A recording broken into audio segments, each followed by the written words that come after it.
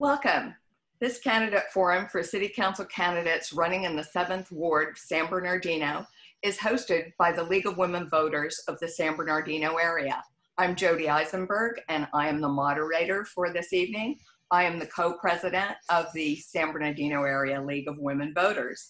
The League of Women Voters, a nonpartisan organization, encourages voting and the informed and active participation of all citizens in government. We influence government through education and advocacy. The League does not support or oppose any candidate or political party. According to League guidelines, candidate forums cannot be taped or broadcast without the permission of the League. No portion of the forum may be used in campaign materials. Further, the FCC requires that political forums, if authorized, be aired in their entirety. Any candidate who airs snippets of this forum is doing so illegally. Our forum this evening will be broadcast in Spanish as well as English, and we will be posting information in the chat on how to get the Spanish translation. This forum is to present the candidates for the 7th Ward, City of San Bernardino. To begin, each candidate will make a 3-minute opening statement. The order of presentation has been drawn by lot. Actually, we flipped a coin. After opening statements, the candidates will respond to questions prepared in advance by League members as well as those submitted during the debate. The first candidate answering a question will rotate. Then each candidate will have an opportunity for a 2-minute closing statement. The closing statements will be presented in the same order as the opening statements. All candidate remarks will be timed to ensure equal opportunity for everyone. Our timekeeper will start the clock when the candidate begins speaking. Please stop promptly when your time is up. Viewing attendees may submit a question to the candidates by sending an email to leagueofwomenvoters.sb@gmail.com. Please write please write questions that both candidates can answer, not specifically addressed to one candidate. Questions will be screened for appropriateness and grouped by topic. Duplicates or inappropriate questions will not be asked. So, we begin. Jim Mulvihill won the coin toss, so we will begin with Mr. Mulvihill's opening statement. Mr. Mulvihill?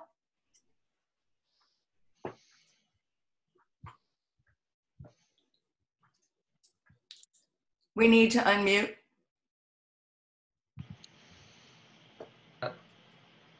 Okay, it's unmuted. Thank you. Got to get the technology down.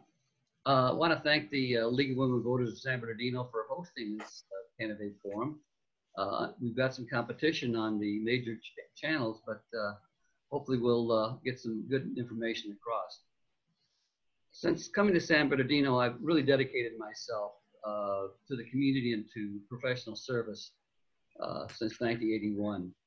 I've been honored to represent the 7th Ward since 2013. And 6 years before that, I also was the planning commissioner for the 7th Ward. I've been active member of my church, Holy Rosary Cathedral. I'm a lector during Mass. I've been a member of the San Bernardino Kiwanis Club for 34 years, also a member of the League of Women Voters for about the same time. I've taught at Cal State for 31 years before I retired in 2012. I'm a certified city planner, AICP. I'm also on the advisory board of the Master's of Public Administration at Cal State. I was fortunate, besides advising on the master's program, to meet the county executive, Gary McBride, who informed me that the city, and this is probably about 2014, 2015, had an account of a little over $2 million for excess fees the county had charged, and the county had notified the city a couple of times and never got a response. Well, it got a response from me, and we picked up that $2 I think it was $2.3 million. In 2012, I received the Distinguished Leadership Award for Professional Planner from the California chapter of the American Planning Association. I'm also a member of the Community College Citizens Oversight Bond Oversight Committee. And so I'm able to oversee the district investment of tens of millions of dollars in modern technical jobs training programs that will provide the skills training that our community really needs. I'm also a member of Dignity Health's pipeline program. Dignity Health operates St. Bernardine's and also Community Hospital, but that they're just two about 50 units across the country that Dignity Health operates. And 2 years ago, the National Dignity Health chose San Bernardino to build 800 affordable homes. And so I've been a member of that. It began really last year, and we're on target. We've gotten about 400 homes approved, not approved, but at least in the pipeline. And we're heading on to reach that 800 unit housing unit goal. I'm a decorated Vietnam veteran, served between July 69 to August 70 as a radio operator communication specialist. I'm sorry, your time is up, Mr. Mulvihill. Have you seen the stops? Thank you. And our next opening statement, of course, is from Damon Alexander. Mr. Alexander. Good evening, everyone. And I would like to thank the League of Women Voters for this opportunity to hosting this event. I am Damon Alexander. A little bit about myself. I have been a longtime resident of more than 30 years of San Bernardino. I'm the immediate past president of the North End Neighborhood Association, better known as NENA. I am past commander of the San Bernardino County of the American Legion, the largest and oldest veteran organization in the United States, where my wife and I still serve our veterans. My wife and I attend New Hope Missionary Baptist Church in the city of San Bernardino, and I am the proud new grandfather of a baby girl just 12 weeks old, born at St. Bede's Hospital, where, by the way, where my daughter works. You know, our city, San Bernardino, is one of the largest cities in the United States, but we ranked as the second poorest city in the United States, just behind Detroit. We filed for bankruptcy and exited in 2017. And just recently, our city council and my representative voted to approve a sales tax hike of almost 1%. That's 3 times what it is now. It was planned and built upon that it will move the city towards solvency, in part by making residents pay higher taxes and fees while still further cutting their services. Remember, you cannot tax your way into prosperity. We must do better. San Bernardino's last update of this general plan was about 15 years ago, so before the economic downturn in 2008. But how the city can go, and how can the city council go year after year after year with no general plan? Not even the smallest updates, incomplete city audits. Who sits on the city council? This year we received $3 million from Assemblyman James Ramos. Thank you, sir. We must do better. Unlike our friends in Fontana, Rialto, and other thriving inland cities, San Bernardino has been dragged down by years of petty political rivalries, and they're reluctant to use new technology. My vision is to use ESRI. It is an urban planning tool used by my hometown of Pasadena and neighboring city, Redlands, which not only makes cities more visible and interactive, but it also helps residents and policymakers like I want to be to better understand and how to utilize and optimize key decisions. Thank you. Thank you, Mr. Alexander. Okay, turning to the questions. The first question, which will be directed to Mr. Mulvihill, and we will alternate. So this first question is, what would you do to revitalize the Highland Avenue corridor? Each candidate will have 2 minutes to respond, and we'll start beginning with Mr. Mulvihill.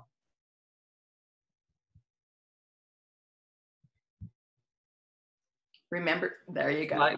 Okay, I thought you were going to do that. Somehow I had the impression before. The Highland Avenue I've been working on during my tenure as on the city council. I've been working with Tom Robinson of Vantage One to a specific project on the northwest corner of Valencia and Highland Avenue. There has been a Meineke car center there and a Chinese smorgasbord for a number of years. There used to be an old Sizzler there at one time. Tom has told me that without my help, the project would never have gotten through.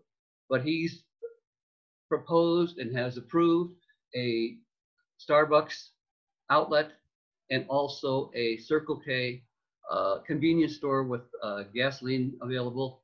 Also, the convenience store is a modern Circle K, a new model. Typical stores are about 2,800 square feet, and this one will be 5,200 square feet. So in addition to that, of course, I've been proposing to have a business improvement district placed along Highland Avenue that allows the property owners to join together to promote their own advantage, to promote their own benefits, security, advertising, choose particular the kind of businesses they want to have enter there. They've all been very pleased to with the addition of the Starbucks and the Circle K. And I've again reached out to many of the store owners there, Manal, Iskandar, and Aysal. Unmute yourself. Thank you very much, Mr. Alexander. What would you do to revitalize the Highland Avenue business corridor? And you have 2 minutes. Thank you. First, I would like to, first impressions are important. And the Highland Avenue corridor would need to be cleaned up. So first of all, I would like to clean the Highland Avenue corridor to make it more presentable. And second, I would like to deal with investors that might like to, small business, because that's the whole island corridor. It's small business investors. So, and small business investors want to make sure that it's safe.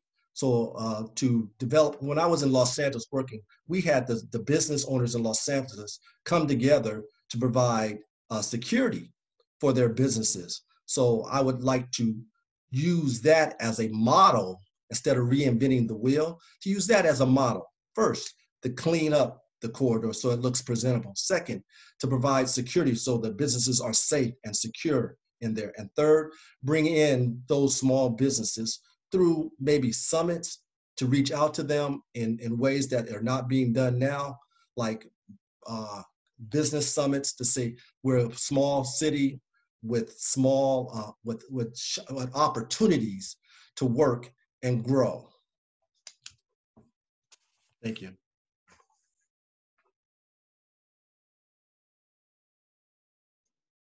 Thank you. The next question, which you will start with, Mr. Alexander, is, in your district, there are areas that are prone to fire and flooding. What will you do to protect those who live in those areas?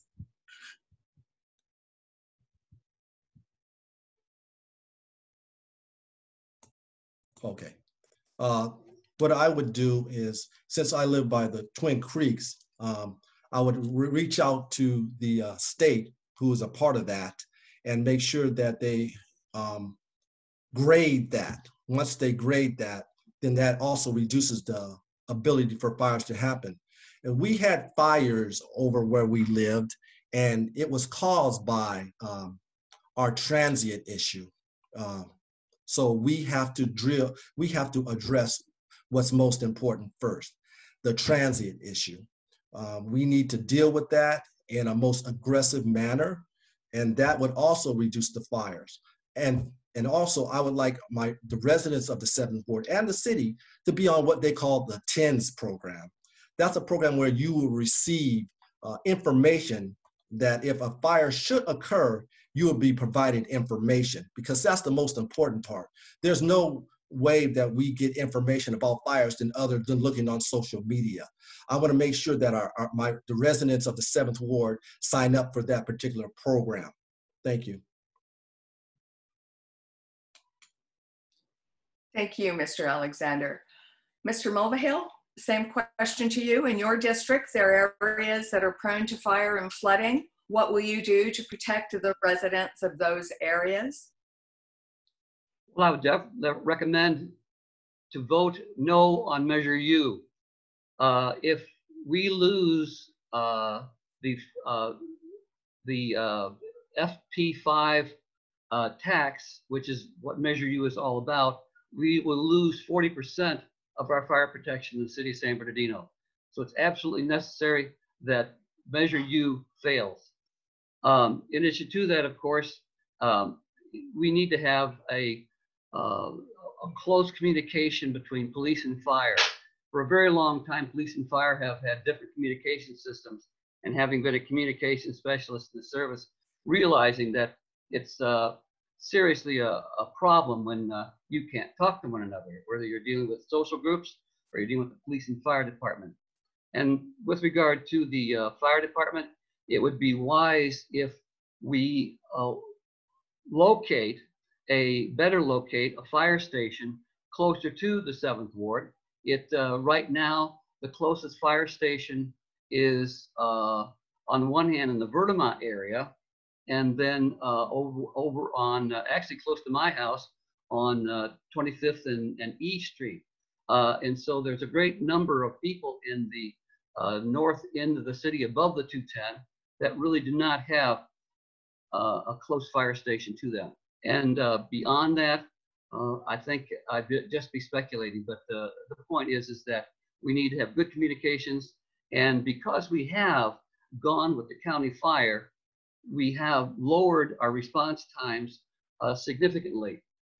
There was a time when we were coming out of bankruptcy that we had to eliminate either the police department or the fire department.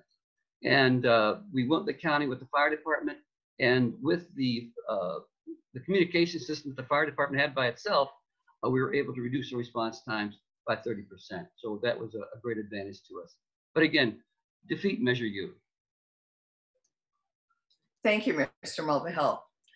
And the next question, it goes to you, Mr. Mulvihill. Much of the city has antiquated infrastructure, specifically drainage and storm sewers. What will you do to replace and improve the infrastructure? Well, it's not what will I do, but what have I done? We have about 500 miles of sewers in the city of San Bernardino. And one of the first things that I did when coming onto the council in 2013-14 was we bought cameras that would roll through our sewer systems and to assess just what our problems happen to be. And what we found almost 2,000 major cracks in our sewer systems. And of those 2,000 major cracks, we have about 400 collapses. There was a collapse that took place in front of Holy Rosary Academy just this past weekend. The reality is we have to spend money for it. The city of San Bernardino is one of the oldest cities in California, and much of our sewage infrastructure is over 100 years old. It's not supposed to last that long. And so not only do we have fiscal problems with regard to revenues, we also have major expenses with regard to sewers and streets. And when we get to streets, hopefully we will talk about streets, but if we don't get there, we've got over 600 miles of streets in San Bernardino. And we are behind about, if we were to bring all of our streets up to acceptable levels, we would have to spend about $110 million. Now our regular budget is about $134 million. So you can see, besides streets and of course sewers, we have this major financial challenges in the city of San Bernardino. And so if people really want to have their streets repaved, here's an example. We're going to repave Highland Avenue between Valencia and Cedar, which is about 200 yards. That's going to cost $400,000. So it's not a cheap project to undertake. Very expensive. But with vision, we need to raise the revenues that we've got. That's our problem. Thank you, Mr. Mulvihill. Mr. Alexander, same question to you. Would you like me to repeat it, or do you recall? Okay. Please repeat it. Thank you. Much of the city has antiquated infrastructure, specifically drainage and sewer and storm sewers. What is your plan for replacing it? Thank you for asking. Well, we have to, when we have such an antiquated system, we have to go, have to develop a maintenance program. It's just like in the military. You know, you're always doing PMI, preventative maintenance. And that's what we have to do with our sewer system. And we don't have the money, so we can't do it all at once. So let's do that. And yes, we do have to deal with our streets, but I have a plan, a portal for public works. It's where, you know, you can see the street repair, the resurfacing, or if you have a pothole problem and you want to report that pothole problem, public works, then it goes in a queue. Like, okay, you're number 500 in a queue once you report that problem. So we have transparency and we have accountability on our public works and our streets. So when you call back and you want to check on the city website, what's the condition of your pothole getting it filled, or you want to see where your street is getting repaired, you just go on the city website on the public works and it'll show on that. It's like, okay, last week I was 500, this week I'm 300, next week I'm 200. And it's like I said, it shows accountability, it shows transparency.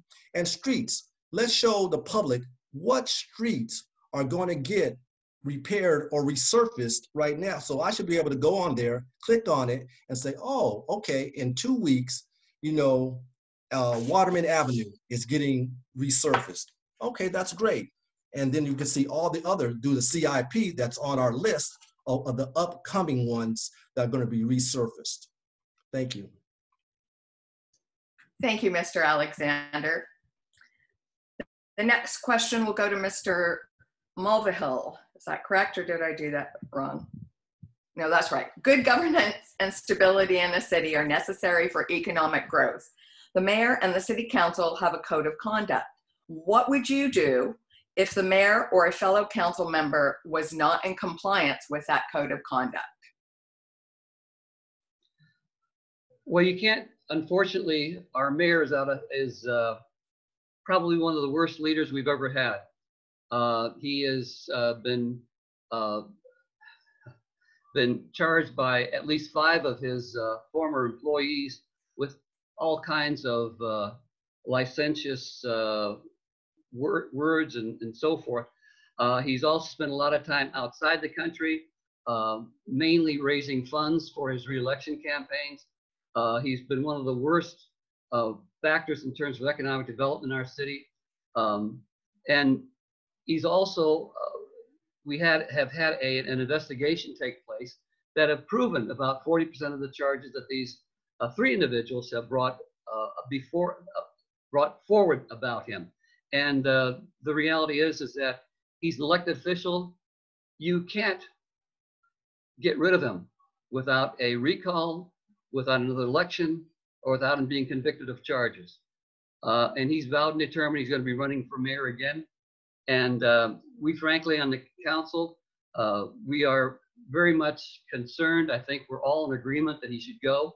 But once you elect a person, you can't get rid of him. So citizens really need to look beyond the nice brochures that they send out in the mail and recognize who's competent and who's not competent in this whole discussion.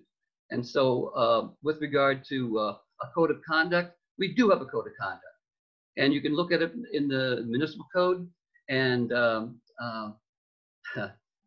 again, by state law, it's simply you can't get rid of an elected official unless he's convicted of something, unless there's a recall, or unless there's another election.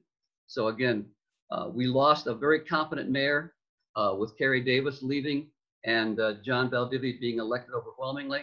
And it just shows you that the electorate needs to be educated. Thank you.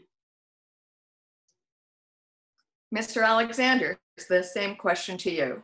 Good governance and stability in a city are necessary for economic growth. The mayor and city council have a code of conduct. What would you do if the mayor or a fellow council member was not in compliance? Yes, thank you. I'll address our city's legal issues in a proactive manner. The City Council waits until legal action turns into lawsuits. The first phase of a lawsuit is the pleading or the complaint and answer stage. If I was on the City Council, I would encourage my colleagues to address complaints in the answer stage. The legal time before it lapses and runs into the complaints. This is not smart business by our city. That's the one major reason why we're in trouble with our mayor. Our mayor should absolutely positively step down. He does not benefit or encourage any business within our city, i.e. the reward of Pepe's towing. We had a $50,000 investigation, and then my 7th Ward representative and the additional council voted to give him another $18,000 more of our tax dollars. I'm a retired United States federal agent, and that report could have been done in 1/3 of the time and half the cost. And still, nothing has been done to the mayor to hold him accountable. No, something can be done accountable. You can censure him.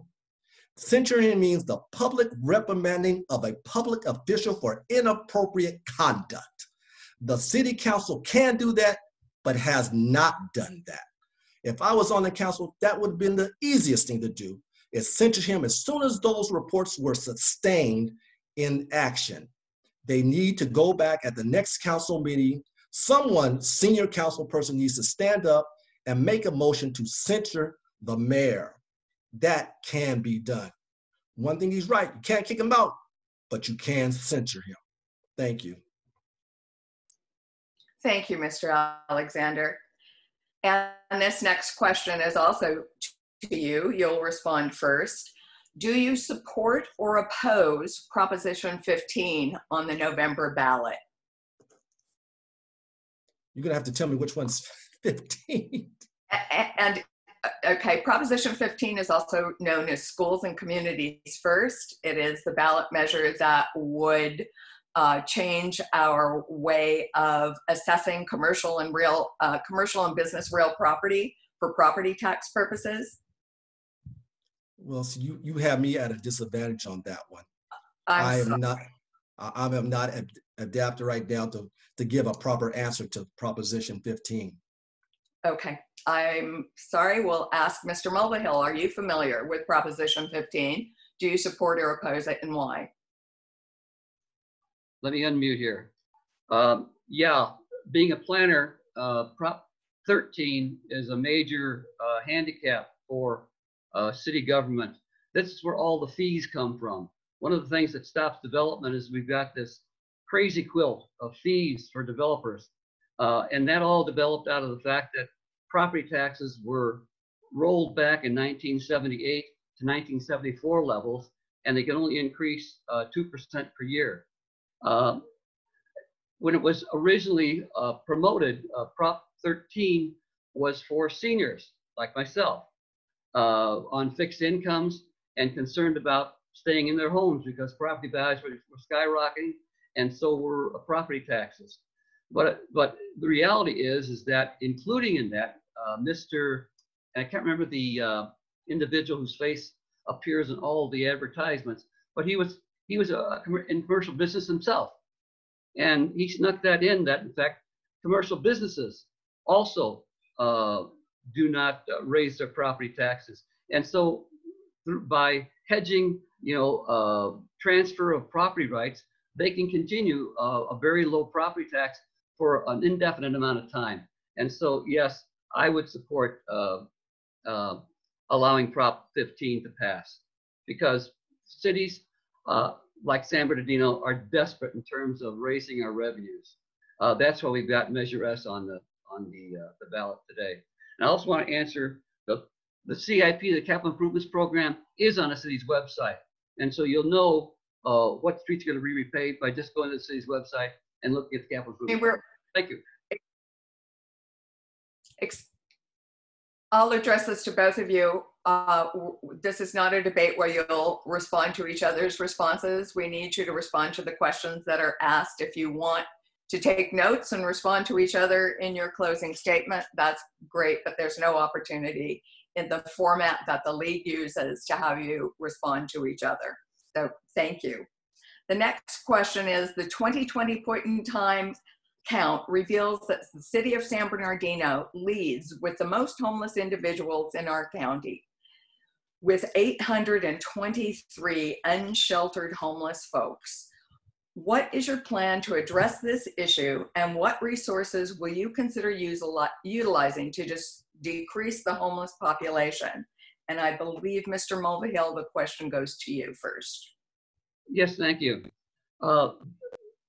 Homelessness has been one of my key focuses. We do have a third of the county's homeless population in San Bernardino, and we have half of the county's unsheltered population, almost half. We have, from the CARES grant, we have gotten $6 million, and the county has gotten $13 million for homeless assistance. The reality is that's not enough money to make a big impact. What I've done, I've gone to the county and I've talked about a partnership. We need to partner with the county formally and partner with other cities, particularly the city of Fontana and Rialto and Redlands, whom I've contacted and are willing to look into a formal partnership to pool our resources. I also assisted Father Mike Berry and Steve Heim in the construction of Mary's Village, which just opened up 2 weeks ago, over off Walnut Street, off of Mount Vernon in San Bernardino, which provides a home for 85 homeless individuals. And there's soon to be another phase of it to add another 22 that. Now, obviously 85 and 115, 105 is not going to be solved the homeless problem, but they were able to do that with just private funds and avoid the kind of expenses that the city like LA passed a bond issue a couple of years ago, Major HH, $2 billion. And they're finding that it's costing them $700,000 for every unit. Every unit for an apartment building is costing $700,000 because of the state regulations that they have to follow. We can do that without using public funds.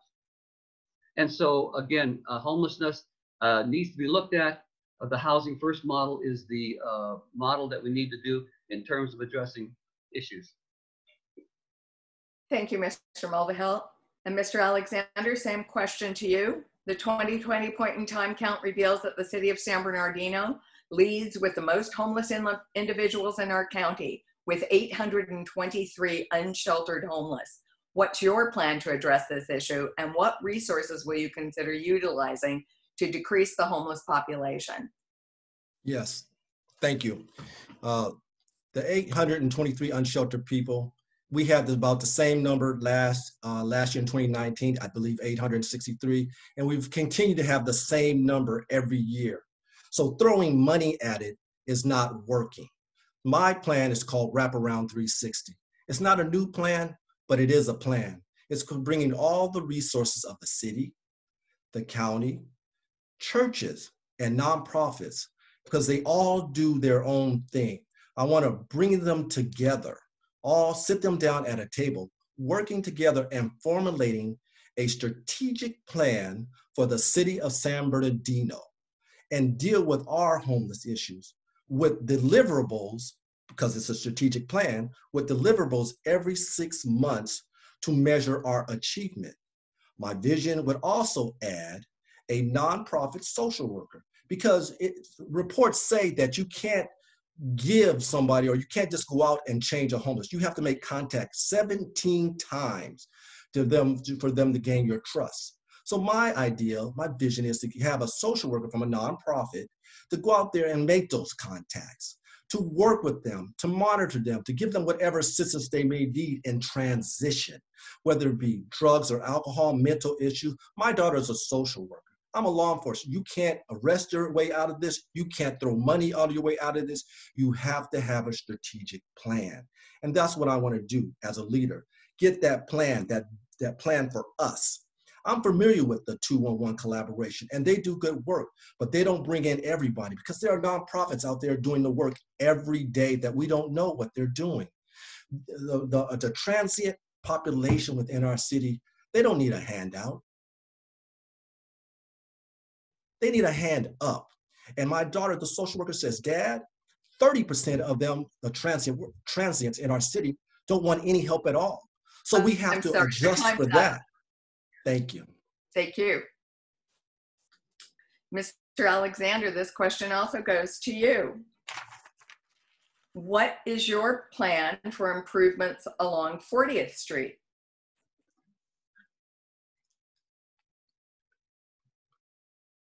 Okay. Right now, I am planning a cleanup day, October 17th. Right now, to clean up the 40th Street corridor. That is, like I said before in Highland, the one thing you have to do is be presentable. And so we are planning a cleanup day.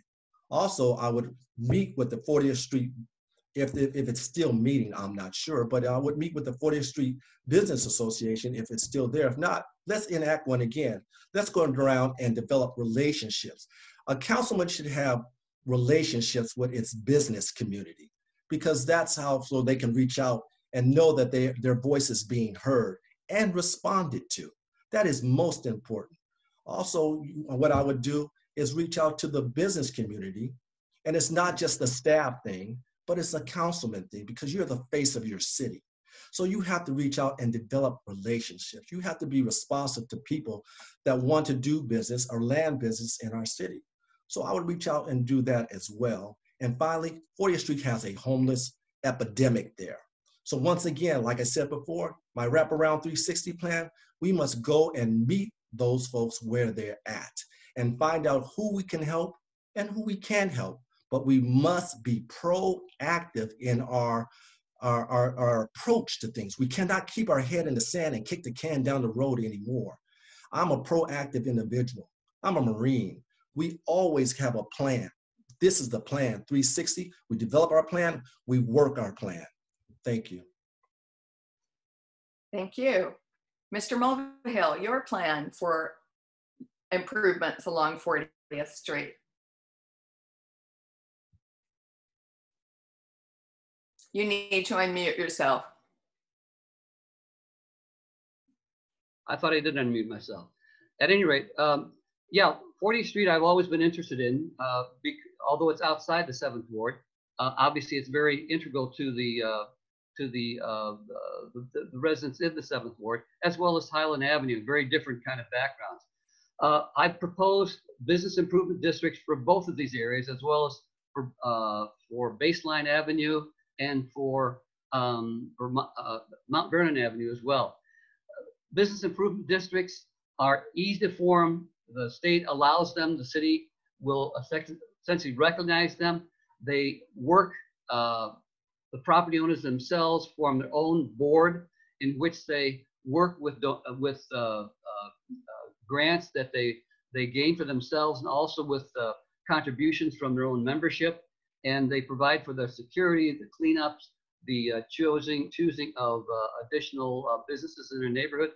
Unfortunately, we've been saddled with a very weak city management up until this past week. We now have a new, much more dynamic city manager. And again, the idea of a business improvement district has been floated around for quite some time, and it would be perfect to get those businesses organized. We had a business interest group, 40th Street Business Interest Group, that met at the VFW hall there, just across the street from Stater Brothers. I don't know that Damon ever attended one meeting of that. And we had the, again, a representative from Stater Brothers, representative from Rosa Maria's, among others. And we were able to clean up and get rid of some of the homeless population that was located there. At least we were able to identify where the issues were that were there. And keeping in contact with not just the business people, but with the police department. Lieutenant Fivey and Sergeant Basilis have been very helpful in terms of keeping that neighborhood cleaner than it has been before. Thank you. Thank you. Mr. Mulvihill, this question will also go to you. What will you do to enforce and strengthen city regulations to make businesses, tenants, and homeowners keep their property clean? And this is a 1-minute response. The city, among other things, only has 4 code enforcement officers. In order to, for that's the whole city. We could use 25, we could use 35. We've got 4. And that's, again, that's a disgrace. And yet our finances, we've been cutting positions. We haven't been filling them. We need to, if we're gonna have regulations, we need to enforce them. And right now, we simply don't have the staff to do that. And again, people say, well, add to it. Well, again, we talk about streets, we talk about sewers, we talk about so many other things. We need to have a vision. We need to have revenues and so forth. So thus, you know, from my point of view, the vision is one that, and I see, it seems like I've gone on for more than a minute, haven't I? But at any rate, the point is that we simply don't have the staff. I think somebody's back on this.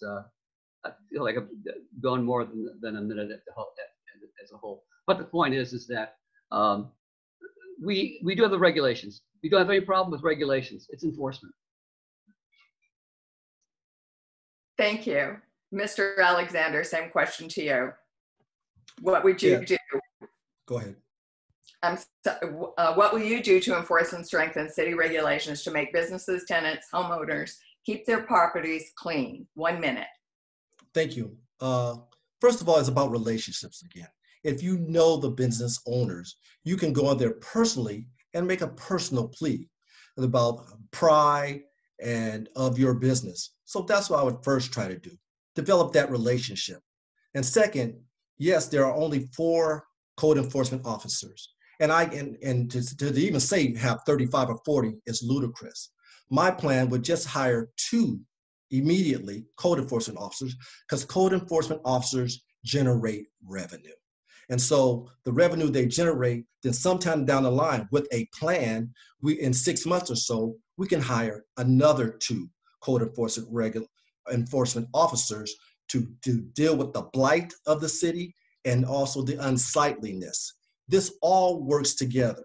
You talk, develop relationships with the business owners, deal with the homeless issue, conduct cleanups with your neighborhood associations, because we all need to pull together to make this work. This is not an I or a single councilman's individual problem.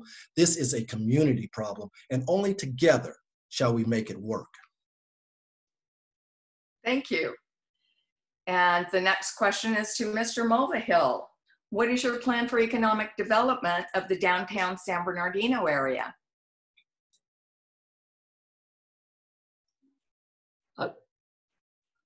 I think I went first last time. This should be Damon's turn. Right. Got to unmute yourself. Sorry. Thank you. Mr. Alexander, I apologize. This question is to you. Thank you. What is your plan for economic development of the downtown San Bernardino area? Well, from what I understand that the downtown economic area, we would go to the general plan.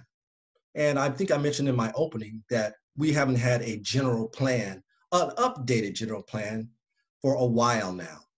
That's what I would base my plan on, how we're doing with our general plan. And thank you again to Assemblyman James Ramos for giving us money to complete and update our general plan. Now we've been dealing with the Radisson Hotel. We haven't done anything with that hotel.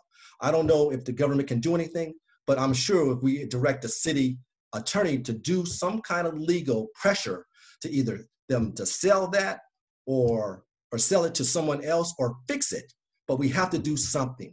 And we also have to do something with our city hall. We've been out of our city hall for a minute now. We have to do either fix it or once again, do some preventative maintenance to make it earthquake ready. We have to do something. And when that Measure S, which I'm not in favor of, Measure S money, if we don't know what to do with the Measure S money, we don't have some accountability. That's it? Your time is up, Mr. Alexander. Oh, I'm sorry. Sorry. Thank you. Now it's your turn, Mr. Mulvihill. What's your plan for development of downtown San Bernardino? Thanks, Jody. Yeah, you know, Damon's right. The general plan is our map to the future. basically what a general plan is, it's a vision of where we're going to be, bringing the whole city together at one point in time, and visioning where we're going to be in with a lot of data on population and economic growth for the next 15, 20 years, and map out a path of getting that point. And separate from that is our downtown plan. We do have a couple of very good proposals to do that downtown plan. Unfortunately, they haven't been acted upon. Again, our new city manager is much more proactive, and I see that that's going to be taking place very quickly. The Radisson Hotel is a situation.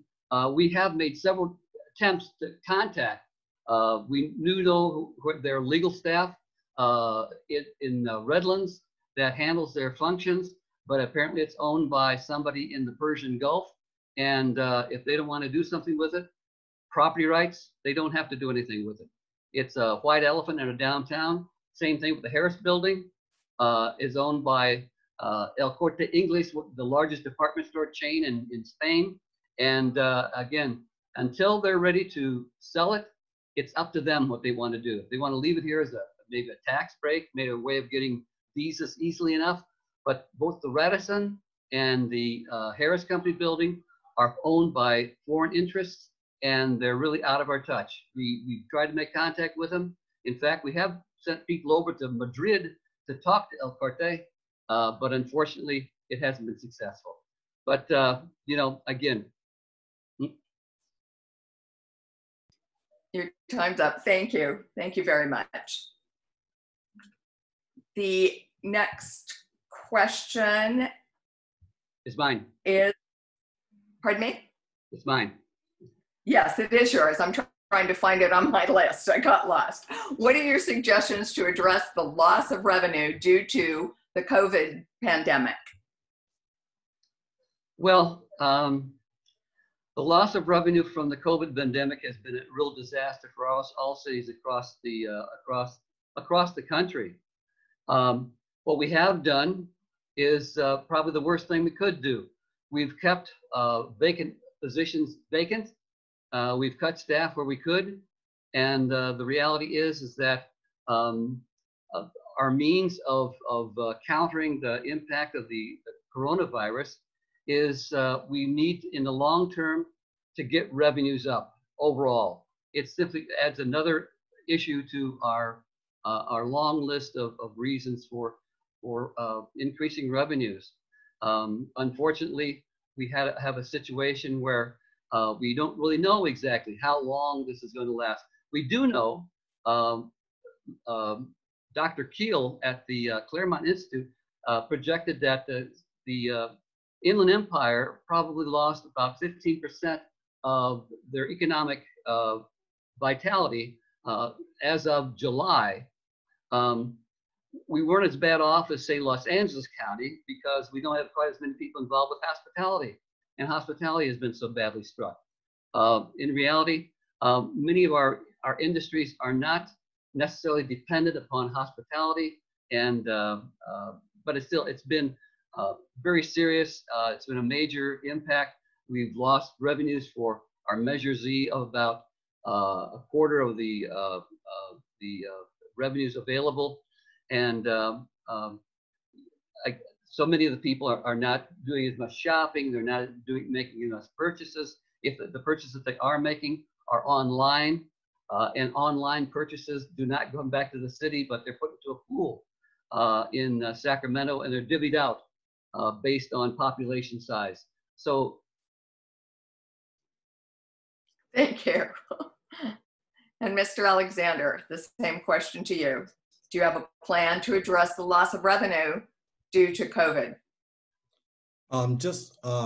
It's been devastating across the county, COVID-19. But what we can't do is we can't raise the taxes on our citizenry who has been suffering because of COVID.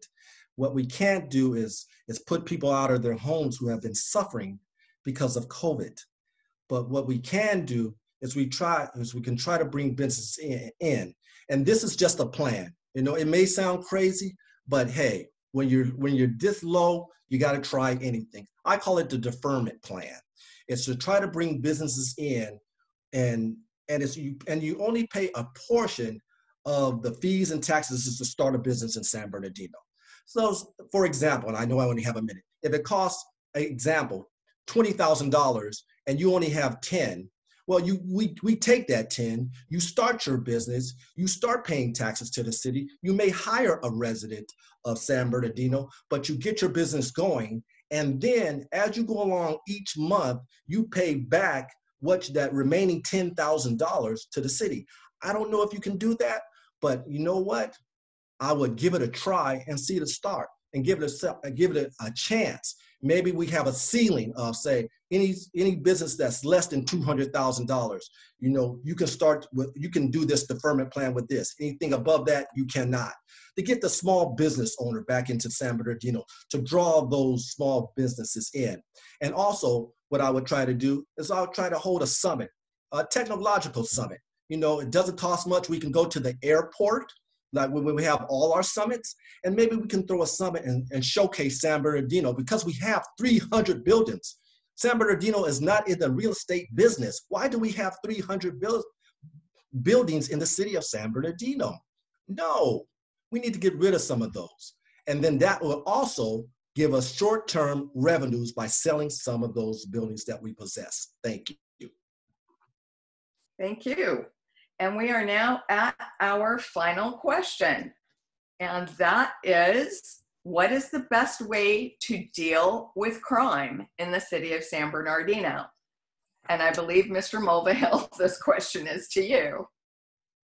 No, I think no, it's Mr. Alexander. I'm sorry. Did it again. I should know that. There you go. Okay. How we deal with crime in the city of San Bernardino. As being a retired United States law enforcement officer for almost 30 years, I look at crime in 3 ways. Crime, one, is an economic issue. When your city is economically impacted, as such as ours, crime is always a situation. 2, crime can be fought by the citizens itself. All the people that I've dealt with in the 7th Ward, there are people that are willing to step up. And 3, obviously, is the police department. You cannot police yourself out of crime. That's impossible. It takes economics, it takes education, it takes the residents that want to change their neighborhood block by block. I want to ensure our neighborhood associations and our community block people get what they need to service them. The times that the police get to our people from 3 to 5 hours is an unacceptable time. We have to do better. We have to do better with our community-oriented policing. We have to do better, and I know we can do better with economics, education, police response times. And one thing that I got to go and say is we just got 13 more officers. And in my department, ATF, they were called FTEs, full-time employees. But we always learn one thing. How do you pay for those officers 5 years, 10 years down the line? So my thing is, if anybody's listening, how are we going to pay for those officers? And we do need them, but how are we going to budget for them 5, 10 years down the line? We can do it if we do it together. Thank you. Thank you. Mr. Mulvihill, what's the best way to deal with crime in San Bernardino? Well, obviously, one of the best methods, we're still very short on police officers. We're down still 100 police officers from where we were before bankruptcy. But in addition to police officers, we have about 1 homicide a week in San Bernardino. And the violence intervention program, which is also called Ceasefire across the country, has contracted with Young Visionaries and the Victory Outreach to contact, when violence occurs, to contact the people who are involved with that, to identify who are the violent individuals.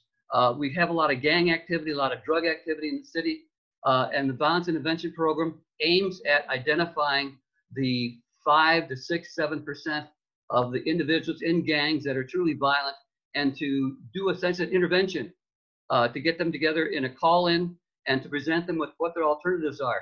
Have people who are former gang members who've turned their lives around, who've been in prison, and can tell them just what their life is going to be like if they stay in the gang activity. Or we have people from the county workforce development and from the community college technical education telling them what they could become by getting an education, getting into some technical skill job.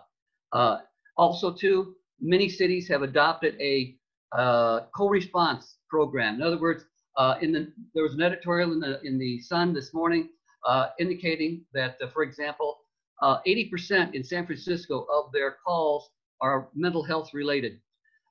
Most of our police officers are not really mental health specialists. That's why some homicides do take place and why some unnecessary shootings do take place.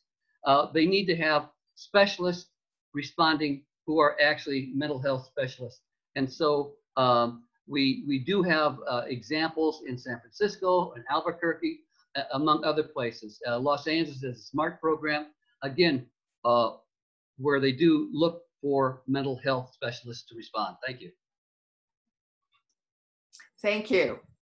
That concludes the questioning portion or the question portion of our forum this evening. Each candidate will now have 2 minutes for closing remarks.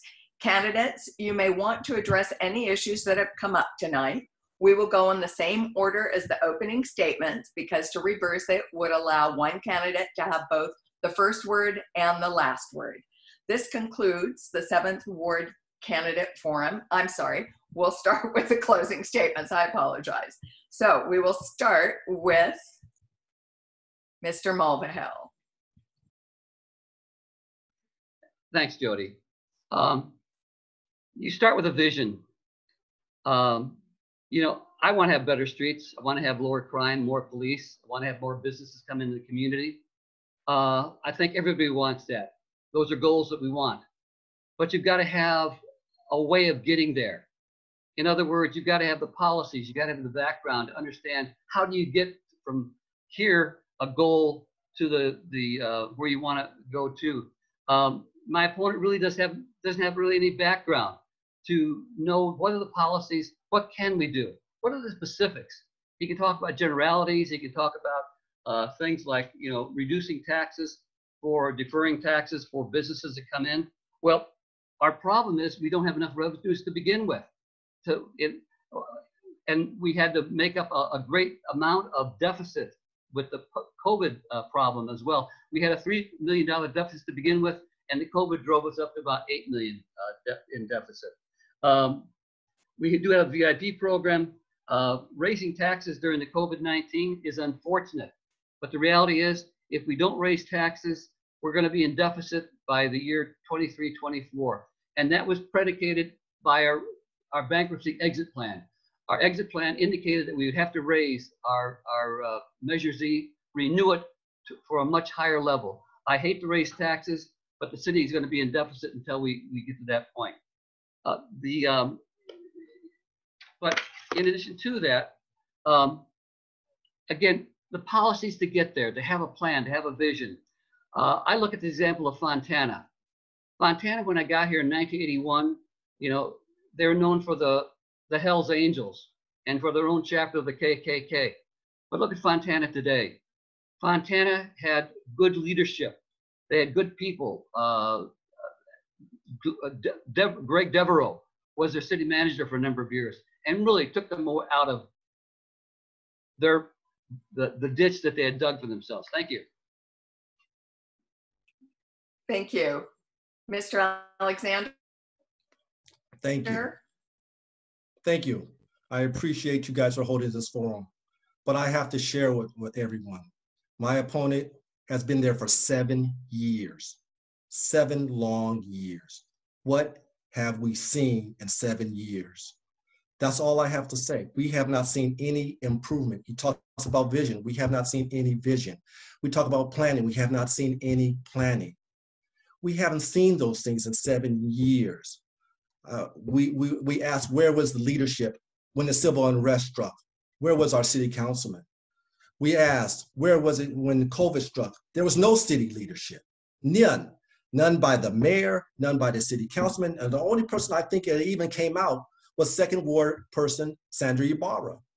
We need new leadership that is proactive in our city.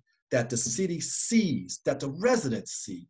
It is not, and this is not all gloom and doom. I don't want to be an all gloom and doom councilman, but I want to be a councilman that holds quarterly meetings so the city residents know what's going on. That's what I want to do. I want to know that the city of San Bernardino is going on great. My wife are staying here and we're fighting for the betterment of San Bernardino. We have a rich history and culture. The San Bernardino Symphony, which is 90 years old, and I want to make sure it's there another 90.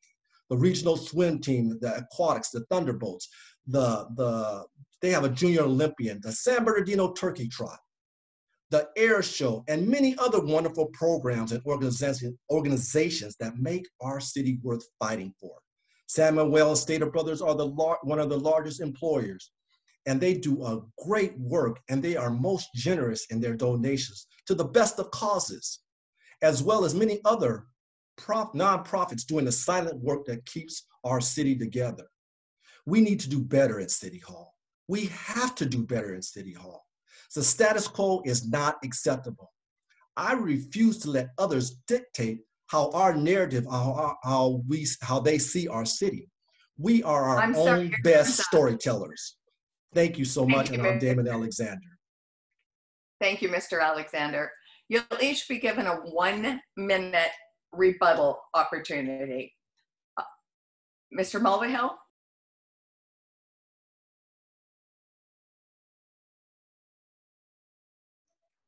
I guess I've heard a lot of nasty things said about me in terms of leadership. The reality is, of course, that we've had a terrible mayor, and the mayor has elected at least 4 council members that provide him with a great amount of voting power on the council itself. And Mr. Alexander is simply going to fall into that same group. There's been some nasty hit pieces.